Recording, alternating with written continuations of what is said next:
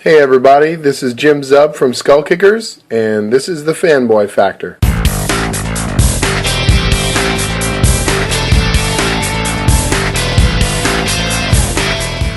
Welcome, everyone. This is the Fanboy Factor. I'm Brian Isaacs. With us, as always, is Dave Harriman, Good evening, everybody. Mike Hopkins, Hello. and JQ. Hey, what's going on, guys?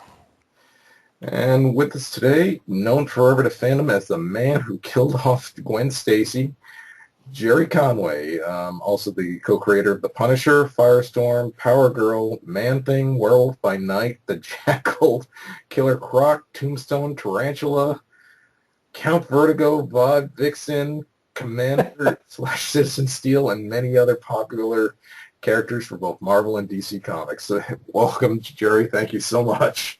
Thank you. I'd like to say on behalf of all those characters, I'm glad to be here. A mouthful. Wow, Gerry, I mean, I was looking Did we mention the Punisher? I think so. I hope so. Now, you started writing for Marvel Comics at age 16, is that correct? Actually, I started writing for DC Comics at age 16, and wow. then went over to Marvel a couple of years later. Well, I did go over to Marvel, but started doing scripts for Marvel a couple of years later. Now, what was it like working in comics back then, opposed to like some of the stuff today? Well, I think it was a very, very different market and a very, very different business. You guys have all seen Mad Men, right? Mm-hmm. Yes. Okay, DC Comics was Mad Men's offices. That's basically what it was. If you went up, literally, Marvel Comics at that time was on Madison Avenue, so their offices literally were, the Mad Men offices. When I look at Draper Cooper or whatever the name of their company is now, I swear it's a sense of deja vu because the structure of the office, the design of the furniture, everything is exactly what DC was like in 1968. So I was this kid from Queens, when I first started going up there. It was during the summer, I think, of 67. They had these tours of the offices, and I would go up there with a bunch of other guys. A couple of them were people like Marv Wolfman and Len Wein were also part of that crew. And we would wander around, and break off from the tour and go into these offices, and it was like going into Don Draper's office. I mean, Julie Schwartz didn't quite have Don Draper's look, but he wore the same outfit, I mean, it was the same starched white shirt, with a tie, the secretary behind the window, as you came up, was a bouffant blonde. The place it is very surreal, seriously, watching Mad Men now. So if you can imagine, a 15-year-old kid wandering the halls of Draper Cooper, that is kind of what it was like. A lot of drinking going on back then. I don't know if there wasn't necessarily a lot of drinking going on there, but there was a lot of drinking going on among the people that I knew. When I finally started hanging out with these guys, on a regular basis, one of my buddies became Denny O'Neil. And Denny was about, I think, 12, 13 years older than I, so he was in his mid to late 20s. And I was 16 years old, and I looked a lot older than I was. And New York had at that time, a drinking age of 18. So we would go to these bars in the area and just hang out there. And I would drink. I mean, Denny was a drinker at that time. He's not anymore. He's like been sober for many years, as have I. But he taught me about Boilermakers. And I used to down like 5 or 6 of those things, in an evening. And these are school nights. It's like drinking with these guys. I have no idea what half of the time what we were saying, but it was pretty intense. It was it was quite a trip, I got to tell you. Those were the days. Yeah, those were the days. So today I can't imagine the same thing happening in any way. It was just not quite the same environment in so many ways. I mean, in a strange sort of way, I think the corporate culture now in the comic book business is closer to the Draper Cooper culture of the 1960s than the comic book business was itself. Because back then, you know, the people of my generation were just sort of coming in. We were the kids. You know how on the show there's the young snots who come in and like come up with all the crazy wild ideas? That was us. You know, we were Peggy's buddies.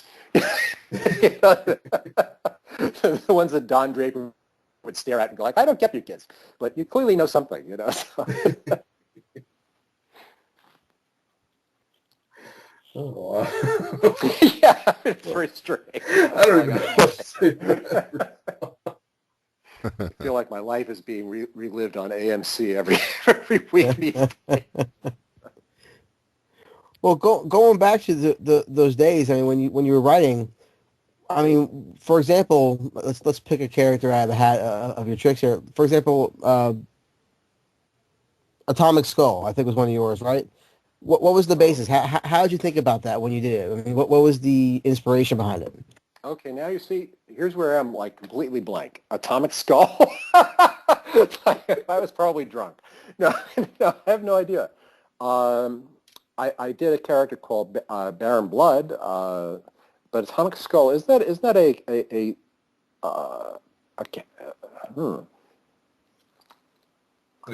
a web comic now? I mean, I don't remember the Atomic Skull. Oh, let's pick another one. I mean, Baron The Blood, Punisher. I mean, let's go for the non-obscure ones because all right, those are the ones Punisher. So when you're sitting there in Punisher, I mean, what was the inspiration? I mean, we know the character's history, but as far as a creator making it up, what were you at that time? Because thinking about Punisher's history, I mean, it seems like a very dark think about and write about. Yeah, well, the Punisher came out of a period of time when New York was a very dark place. 72, 73, you know, you had a lot of a very great sense that the city was out of control. You know, that you weren't safe walking down the street. The city was in the process of going bankrupt, you know, at that point. A few years later, there was a famous Daily News headline, you know, Ford to city, drop dead. I mean, this is when President Ford refused to help with a bailout, you know, of New York. I mean, these days, these things are all part of, you know, the day-to-day life. You know, we don't think twice about bailouts and things like that. But back then, it was a real sense that the city was falling apart. Plus, we were in the tail end of the Vietnam War, which was not going well, and not going well in a way that was spectacular compared to, say,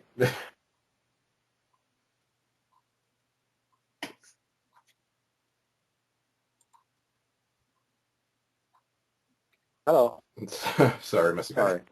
Sorry. So the Vietnam War was not going well in a way that was spectacularly not going well, as opposed to, say, how Afghanistan is not going well. You know, where bad things are happening, but they're not on the news every night. There's not a sense of imminent violence in our own daily lives. I was of draft age, and you know, my number was fairly high up there. And if I hadn't actually turned out to be 4F, you know, I could have ended up, you know, slogging in a rice paddy somewhere, so which would not have been fun, and I would not have been writing The Punisher. So The Punisher came out of that kind of mindset, you know, of darkness and bleakness.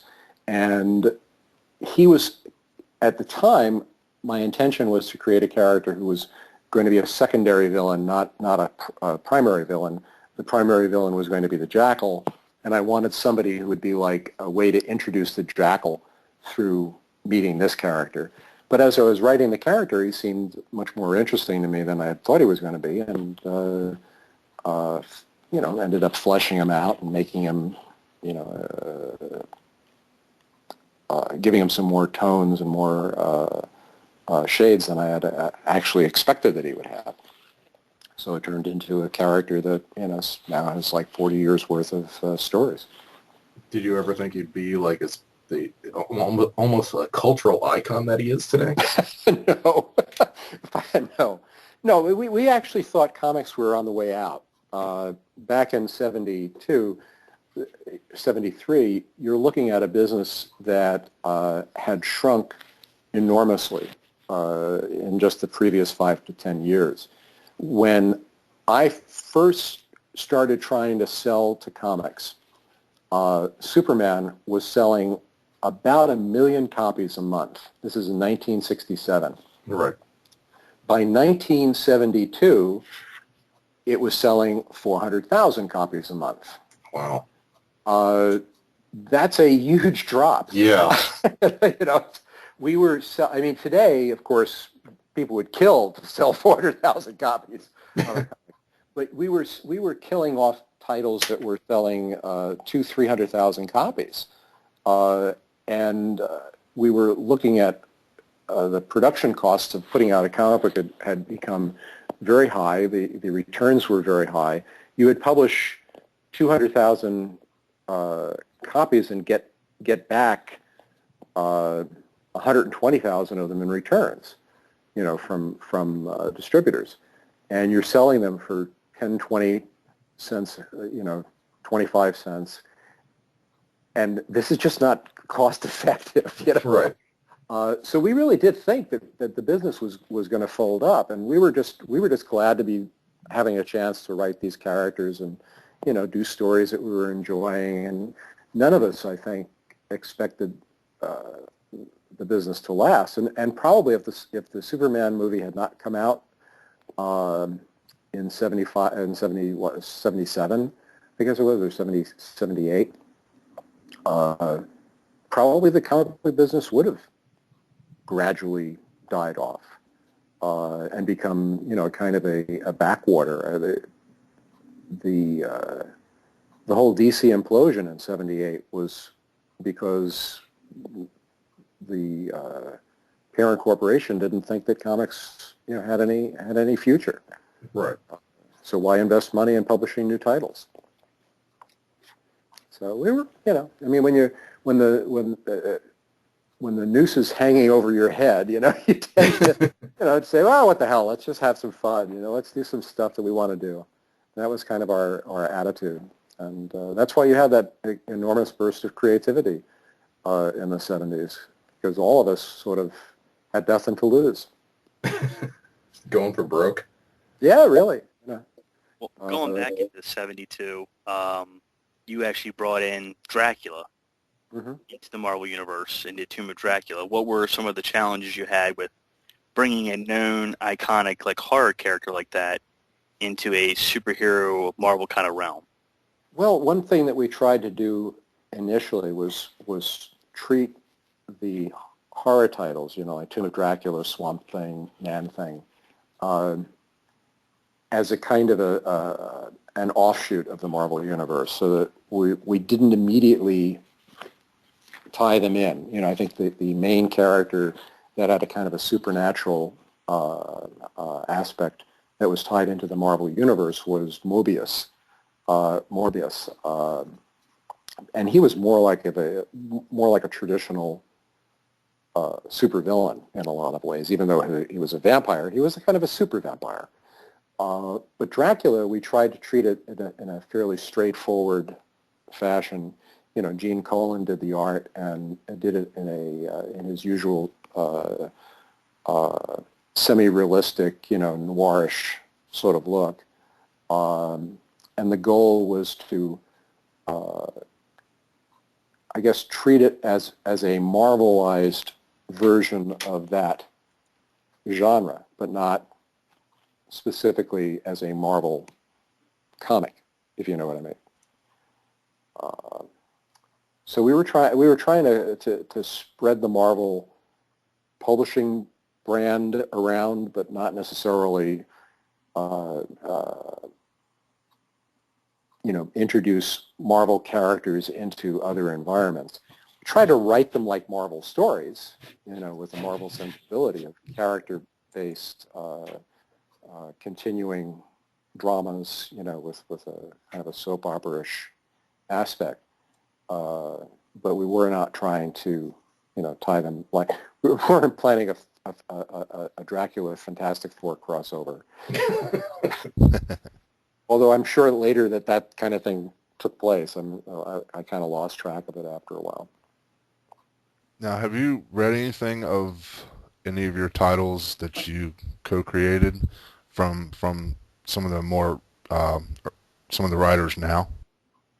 I read Gail Simone's initial run on Fury of Firestorm when they revived that last year, and I followed some of what Jeff Johns was doing with some of the characters in Justice League and Justice Society, Power Girl and Steel and so on.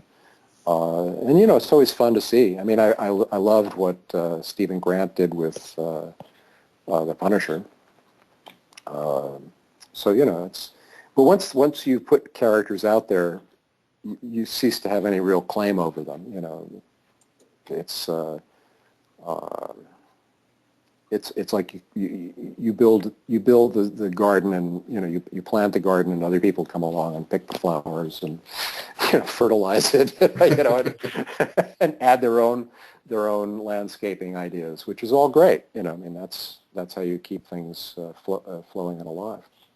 Well, if you had a choice, I mean, let's take the Punisher for example. If you could choose any writer to write it, who would you choose now? Wow, today.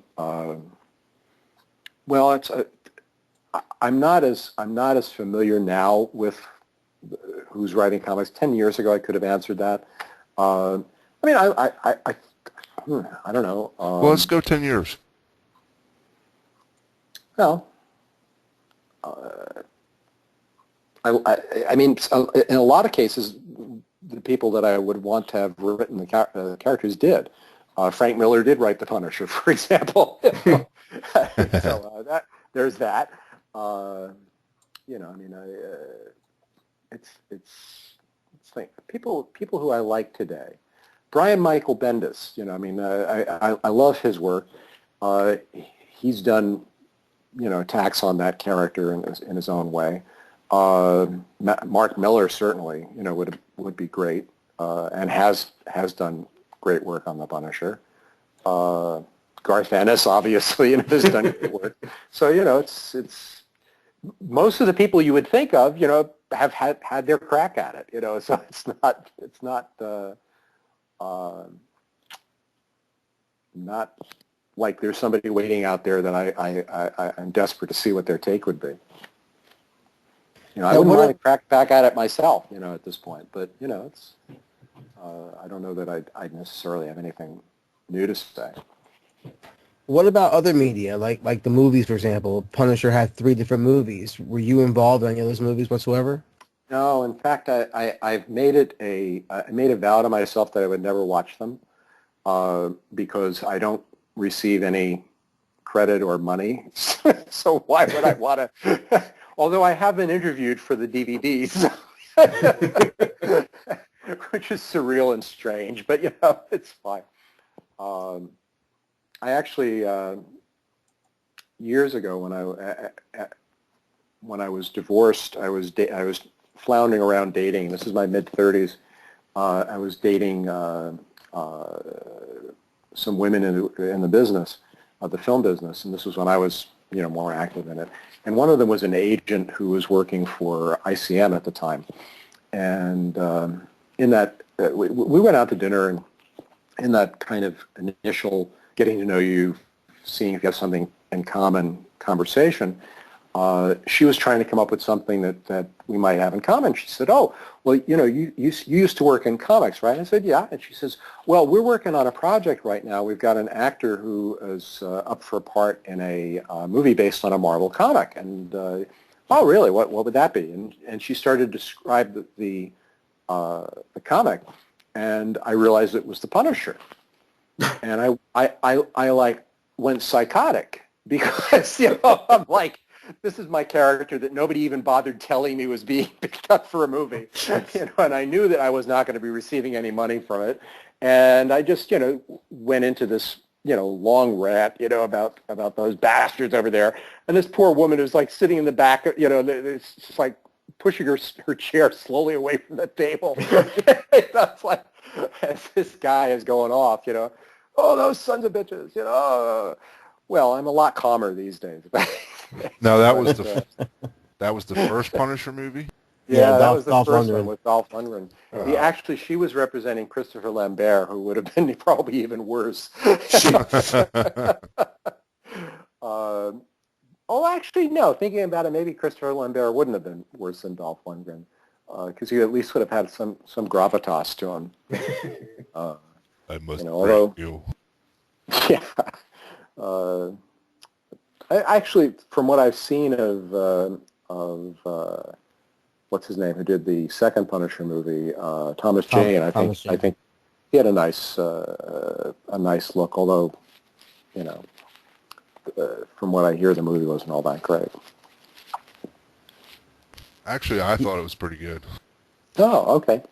Yeah, Well, But it wasn't bad. It's not great, but I've seen worse.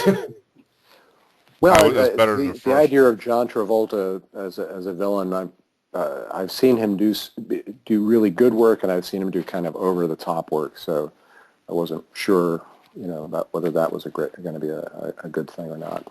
I think the biggest complaint most people had with the film is that it took place in Miami. More people were Tampa.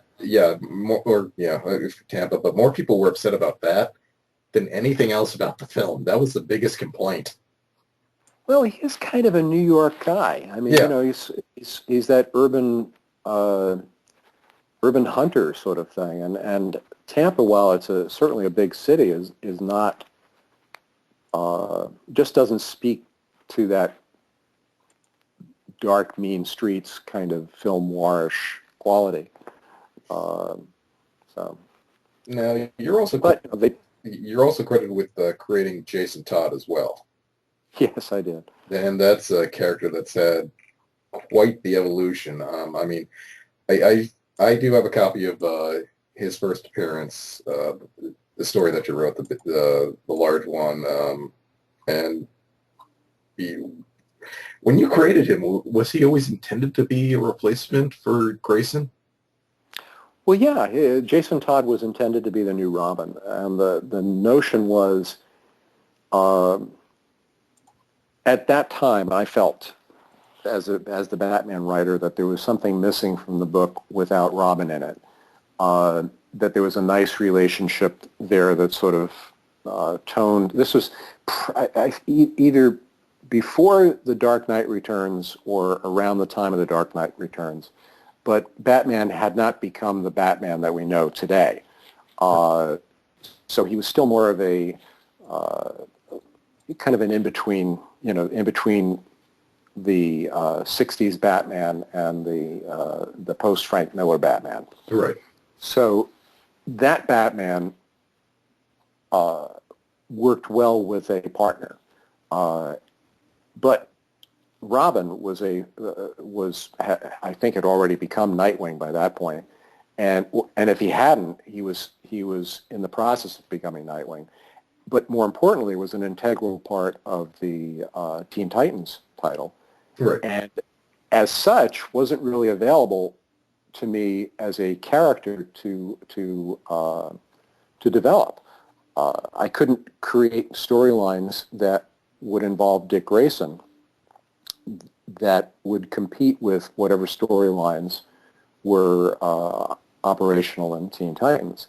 So I was kind of in a tough situation where I felt Batman needed this this leavening character, this Robin character, but I couldn't use Robin, so I wanted a replacement Robin, and that was the inspiration for bringing Jason Todd in.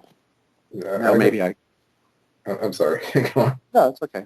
I mean, I don't think I did necessarily a great job with him, but that was the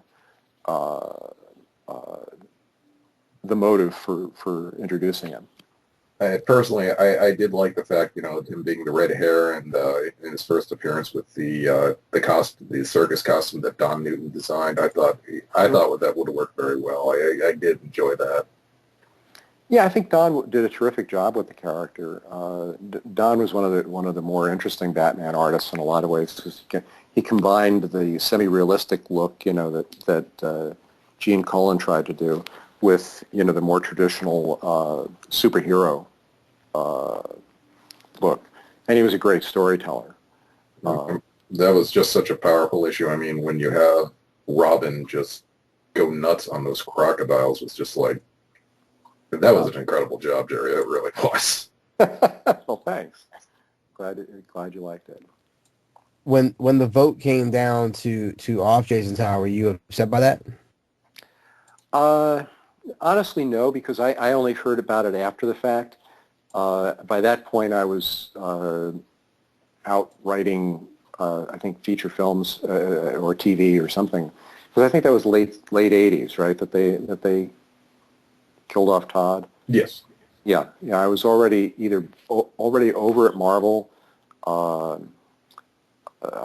did some scripts for Marvel for about 2-3 years, and was also transitioning into writing television. So I wasn't really hands-on with DC. And to be honest with you, I think this was the period that I have the least affinity for what DC was doing.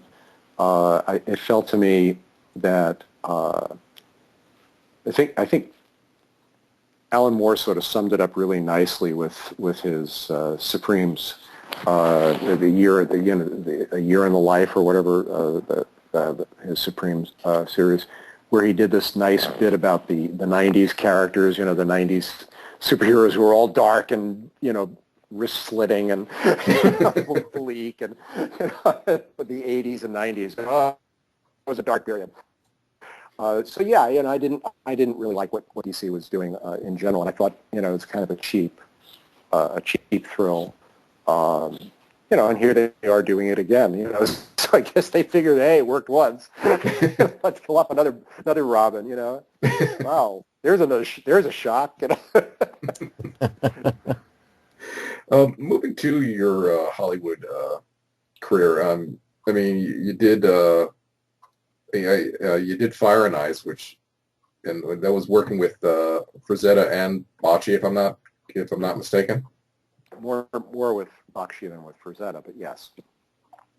That was pretty good for its time. And then you worked on different TV shows as well. And we wrote the second Conan film, which was subsequently rewritten, but still it followed our story. And then I did segue into writing television, and where for some reason I became a mystery writer, a writer of police procedurals and mystery stories. I could never get arrested writing. I've never written a single superhero on TV, and could never even get in the door to write a superhero on TV. So go figure that one. But meanwhile, I became the go-to guy for police procedurals, and I have no idea why. Wrote Law and Order and Law and Order Criminal Intent, and various other shows over the years. Didn't you do some work as well on Hercules? I did a season on Hercules where I worked with Alex Kurtzman and Bob Orsi back when they were just breaking into the business, really. And now here they are, the two towering figures of big budget action adventures, superhero, science fiction, fantasy films. And the producers and creators of one of my favorite TV shows. So yeah, that's probably the closest that I got to fantasy in my entire television writing career. Now, are there any of the creative juices still flowing for the comics? Like, would you want to break back in and create a new character, or do you think? Well, I'm always open for pretty much anything. I'm not as aggressive as I was back in my teens and 20s and 30s. So I don't go seeking this sort of thing as the way that I did back then. But I've had I've done various things and kind of projects here and there. I do have a project that I'm working on, a young adult novel that I'm expecting will come out this summer. That kind of originally started life as a premise for a comic book series. And then I thought better of it and decided that I wanted to control the whole thing myself. So that was kind of that. And there are some ideas I've had here and there, conversations I've had with other people about various things. But I'm just not that aggressive about it anymore.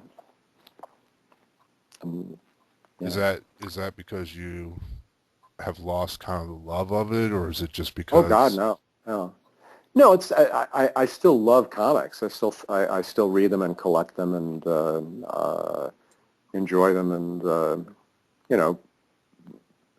every once in a while kick myself and wish I had done something that somebody just did. But I don't want to get into the trenches and fight those fights anymore.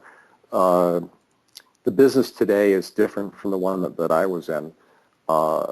We were, as I said, we thought we were on a Death Star. We thought the thing was going to blow up around us.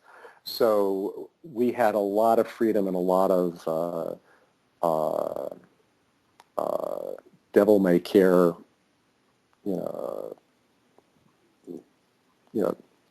damn the torpedoes sort of nonsense. We didn't have people looking over our shoulders the way that you do today.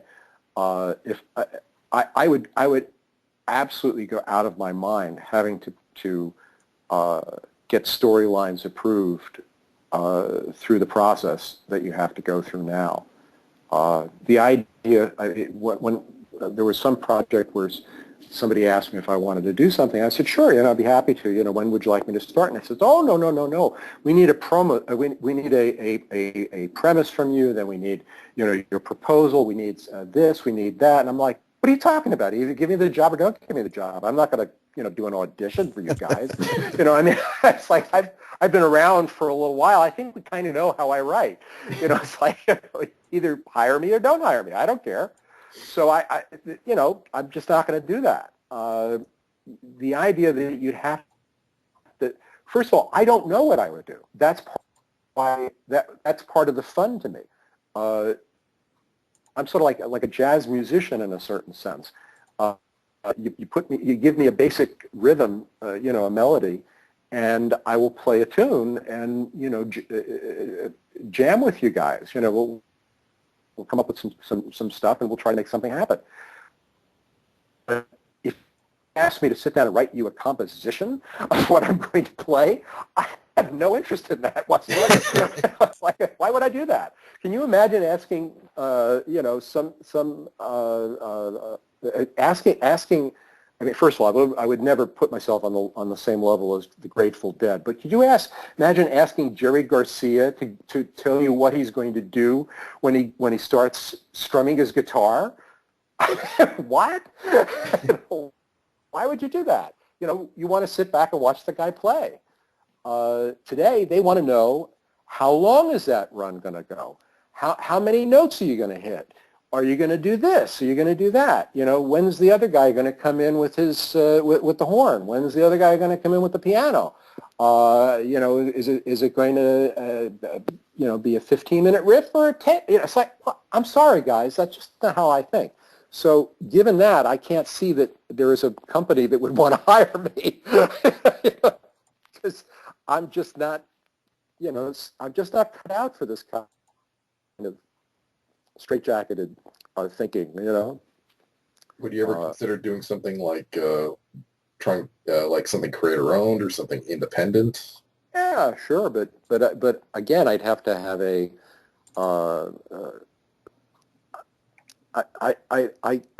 I can't imagine somebody wanting to partner with me. You know, it's like, because again, somebody's going to want you to explain what your plan is. And I can honestly say, I don't have a plan. And that's my plan. You know, it's like, you remember when Indiana Jones is in the camp, and the Ark is on the truck, and it's being taken out of the camp, and his girlfriend says to him, "What are you going to do?" He says, "I don't know. I'm making this up as I go along." Yes. That's me. I jump on the horse and I go riding out after them, and maybe something will come out. You know, maybe in all likelihood, I'll end up being dragged in the dirt. That's all. That's all I know. But that's part of the fun for me. I mean, that was part of what I tried to do. And this makes me sound like an asshole, I know, but what I did, and what we were all doing to some degree or another, I mean, because I was not alone in this, we would throw breadcrumbs out. You know, we would throw out seeds. Sometimes those seeds would take roots. Sometimes we'd be able to follow the breadcrumbs back home. But we had no plan. You know, there were people who had plans. I mean, you know, I think there were a handful of writers who, you know, thought, you know, like that they or at least they assured us that they had this master plan for a year from now, you know, where they were going to take a book. But in 1973, that was totally bullshit. You know, we were just trying to get the next issue out. You know, we'd like to think that we had some ideas down the road. You know, I mean, when I took over Spider-Man, I knew that there were certain characters I wanted to use. There were certain stories that were sort of percolating in my head.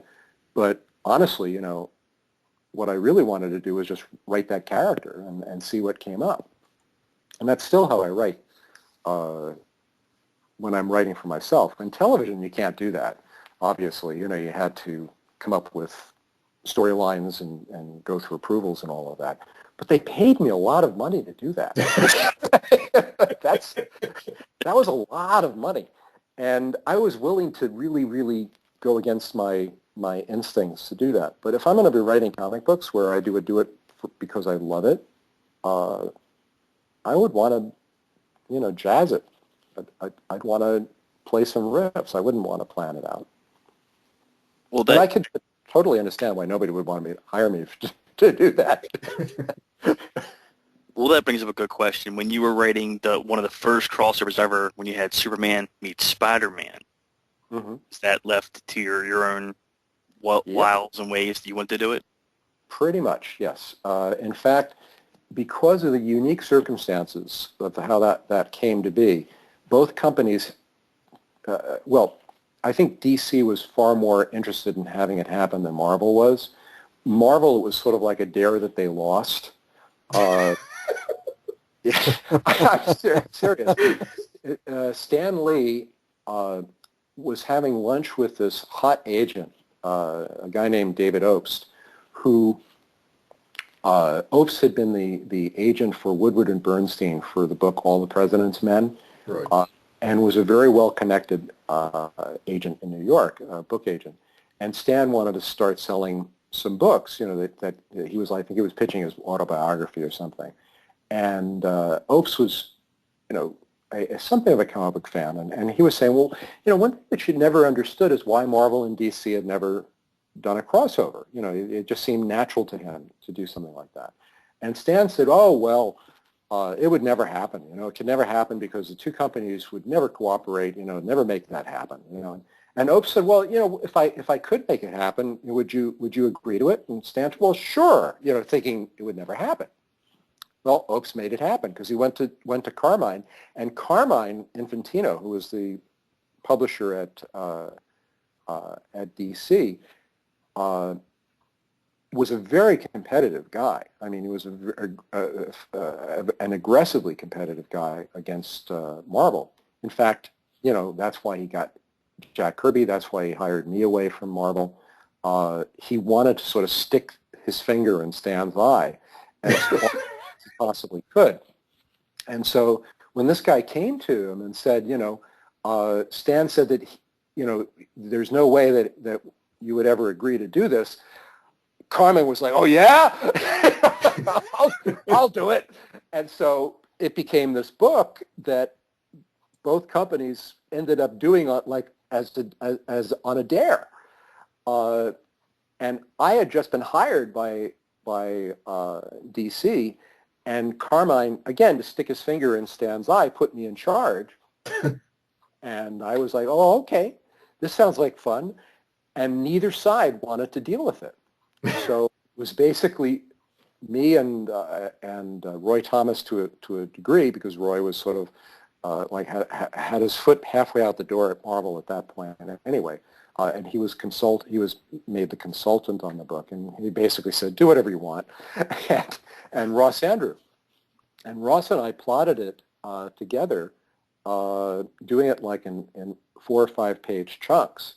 So we didn't quite know where the book was going to end up.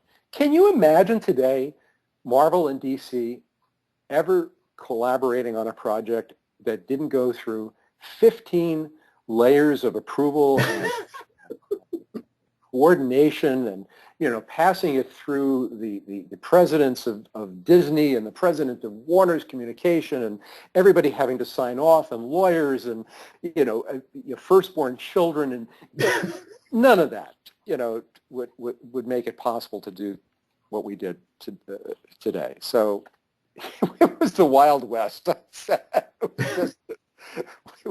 I'm so glad, that I had the opportunity to be around in those days doing that stuff, because you could never do any of this today.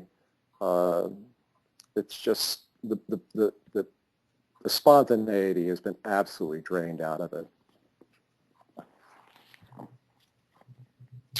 And the one thing is, and I always look at it, I've never been a true comic book fan per se, because I don't know the ins and outs of comic books, but I always have a certain respect for the creators of, the Punishers, the Spider-Mans and stuff like that. And I think one of the things that gets lost in the shuffle is guys like you who created these characters, and people forget who you are. It's the same way with music and movies and everything else, but it's nice to have somebody like you on our show to show our appreciation to the older generation that helped make the business what it is today. And if you had any advice for anybody who's writing or drawing today, what would be the biggest advice you would give them? Well, there are 2 kinds of advice. There'd be the practical business advice, which would be own your own stuff. Don't sell your rights to anything. You can rent it out. That's always good. But keep your property. But the other, and I think more important thing, is to do it because you love doing it. Be passionate about what you do. Don't do it because it's a job. There are plenty of jobs where you can make a living. I mean, obviously in an economy like ours, that's kind of a specious thing to say, but the truth is, if you have ability, you can probably find work. But doing something like comics or films or books or music or anything that involves communicating what's in your soul, it should come totally from your passion. It should come because you love doing it, and not because somebody else is telling you this is what needs to be done. If you find yourself in a position where somebody is telling you what needs to be done, you have to ask yourself, why are you doing it? If you're doing it for a paycheck and that's all you really care about, there are many, many more lucrative ways to make a paycheck. If you're doing something like comics, it's because you're passionate about it. And if you're passionate, then don't let anybody tell you what to do. That would be my advice. one of two ways. Either be a sellout and make as much money as you can, in which case I advise you going into television like I did, or love it to death and be willing to starve, or find the happy middle ground where you've got a passionate project that other people are equally passionate about supporting. I was just one of my favorite comic book artists, I wouldn't say comic book artist, but one of my favorite artists in this kind of field today is a guy named Aaron Diaz, who does a webcomic called Dresden Kodak. And he just had a Kickstarter campaign. Now, Kickstarter is great, right? And we've all heard the stories of people who've made tons of money. Well, he wanted to put out a book version of his webcomic, and his Kickstarter goal was $30,000. At last count, his Kickstarter is at $400,000. Good gosh. Yeah. So do what you love. You will get back from the universe, what you're supposed to get. Maybe if it's not any good, you won't get anything back. That's for sure. But that's true of life in a lot of ways, right? It's like you can't get back more than what it's worth. But if it's really worth something, if you've got a true voice and a true passion, you're gonna do okay. Don't sell yourself short. That would be my advice. So basically, if you believe in your product, then other people will believe in it too. If it's good. Now, honestly, there are people who believe in their product and it's crap. But that's okay too. The universe will let you know. And then, hopefully you'll not be one of those people who's wandering the streets, talking for your, to the people in the sky. But, that's fine. Maybe that's where you need to be too. But honestly, when you sell out because you're afraid that you're not going to do it, that you're not going to make it otherwise, you're losing the whole reason that you should be doing it. And you're probably not going to get any better results than if you just stuck to your guns and did what you wanted to do. That's whatever wisdom I have, at age 60. It's like. But don't pay any attention to me. I drank Boilermakers when I was 16 years old. Well, Gerry, just to hear what you're saying, though, it's like I said, to offer that kind of knowledge to this generation and anything in the future, it's inspirational.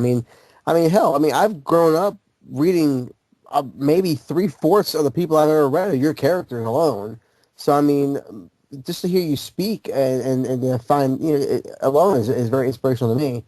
And I know, Mike, is trying to do something for himself as well. So that's, hearing these words from, like yourself and our past guests, really helps us into getting to that ground and saying, hey, we're gonna bunker down. We're gonna do this. This show started with just, a bunch of guys talking and saying, let's just do a little web show. And here we are now, 27 shows in, and the passion is not left, and it's still there. And hearing people talk, and especially, like I said, people we look up to, like yourself, it really helps us, and we appreciate it. Well, good, because honestly, guys, you guys are in a much better place creatively than my generation was. You have many, many more opportunities than we did. We had 2 companies that we could work for, and we were working in a business that we thought was dying. So you have the opportunity to create your own universe, your own creative universe. Do you know the YouTube videos that are put out by this? There's this guy whose name is escaping me right now, and I feel bad about this. But he does these fabulous little 5-minute action videos. He's with stunts. They're usually game based. Well, he took this and he ended up turning it into these projects. Kept building, and there's, like, as I say, 5-minute YouTube videos. They kept building, and he now has a series on Netflix that I can't say that he's going to make a fortune doing it, but he's doing what he loves, and it's working out for him. You know, you don't have to play the man's game. Is all I'm saying anymore. Don't sell it to the man. So you guys it's great. This is a good example. Doing this podcast. Back in the day, Roy Thomas did his alter ego fanzine, and he reached maybe 3,000 people. But on the basis of that fanzine, or I'm sorry, what am I saying? 3,000? He would have died if he'd reached 3,300 probably. 300 people if he was happy. Today he reaches a lot more than 3,000. Because he still does it. But on the basis of that, he got a break into the comic book business, which at that time, was a little bit more wild and Wild West, as they say, than it is today. But in the same sort of way, you guys doing what you're doing creatively with a podcast is a way of getting your voice heard and building an audience, building people who will, follow you in your future productions. It's all good. The great thing is, Gerry, is we look up to you as one of our heroes because of what you created, but at the same time, you're very humble about it. And, we call you a hero and you call yourself just a writer.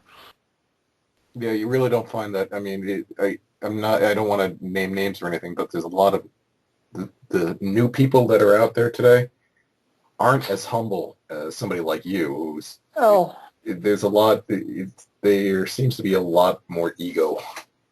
Well, there is, but to be fair to them, part of that is that they have to do that. There has to be more self-promotion than there was when I was around, just to get heard. Because there's many, many more voices. I mean, part of the flip side to what I was saying about how you have many more opportunities is that you also have many, many, many more competitors.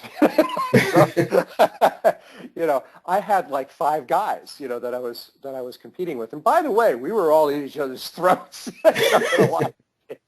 And we all wanted to see each other. We were all trying to one-up each other and trying to be better than each other. But there was kind of a turning point, I think, in the early 80s when particularly people like Frank Miller came along. And Miller, I think, is a great, terrific artist, and I'm not trying to denigrate him, but he was one of the very first iconic writer-artists who became sought after because of who he was, if you know what I mean. Right. He's, when there was no reason for DC Comics to publish Ronin, for example, other than the fact that Frank Miller did it, Right. Because there was no market for it. I mean, who would have published, there was no way to predict that would be a success.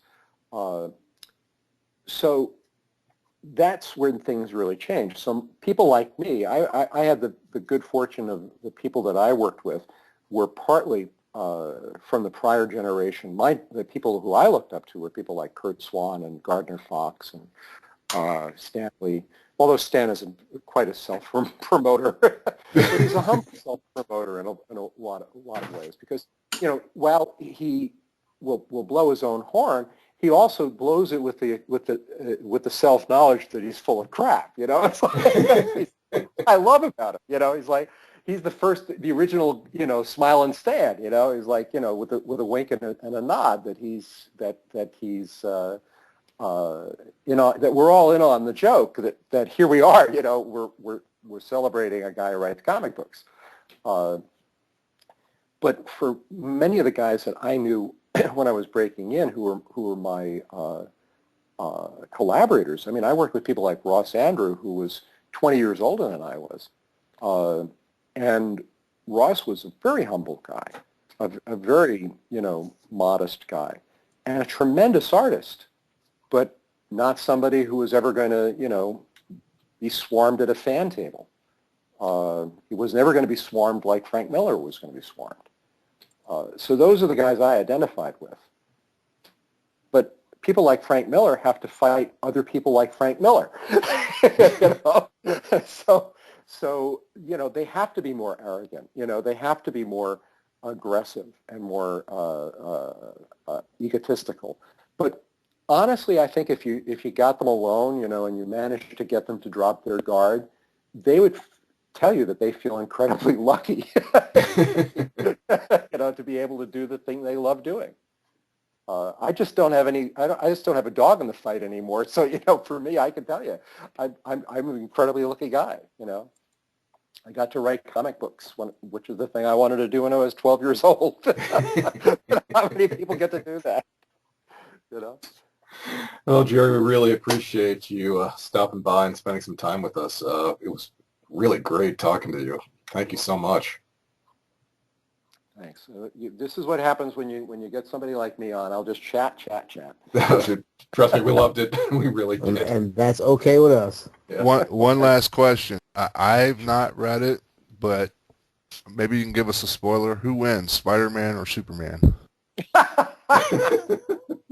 Well, I'll tell you this. You know, in our effort to be very conscious of the fact that we were writing a book that was going to represent both companies, we made sure that every single punch that was thrown was received and thrown back.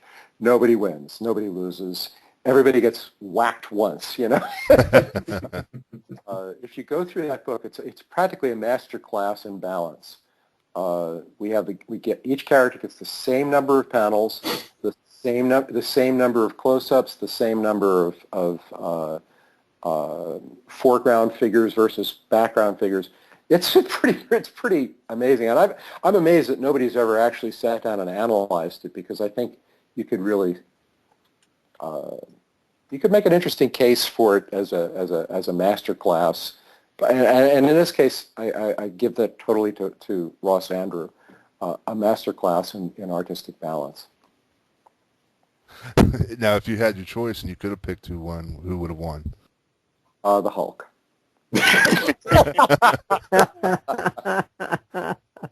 All right, Gerry, before we let you go, first thank you for Demo Goblin, one of my all-time favorite Spider-Man characters.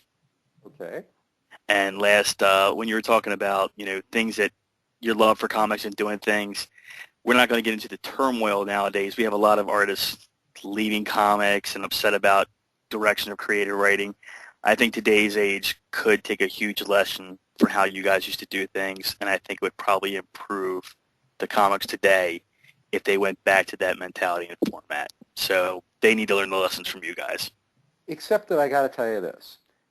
It does pain me tremendously when I see, I mean, as I say, I've never seen a Punisher film. And I don't blame any guy who wants to maintain his ownership, you know, or at least some acknowledgement in his work. So these guys, if they're leaving because they feel like they're being taken advantage of, I can empathize.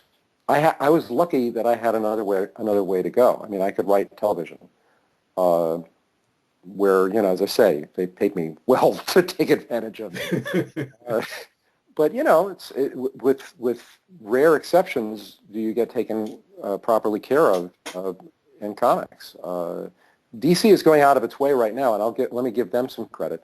They're going out of their way to acknowledge me and to give me some financial recompense for characters like Count Vertigo and Felicity Smoke, you know, who are appearing on The Arrow, and they've done right by me in a lot of ways. So it's not that the comic book companies can't do better by their people. It's that they don't. But back in the 60s and the 70s, nobody expected anything to come of this. So we didn't, it's not like we were saying, oh, yes, you can take our ideas and use them in many fine different brands of multimedia, and we're perfectly fine with that. We didn't expect them to do anything with our stuff, you know.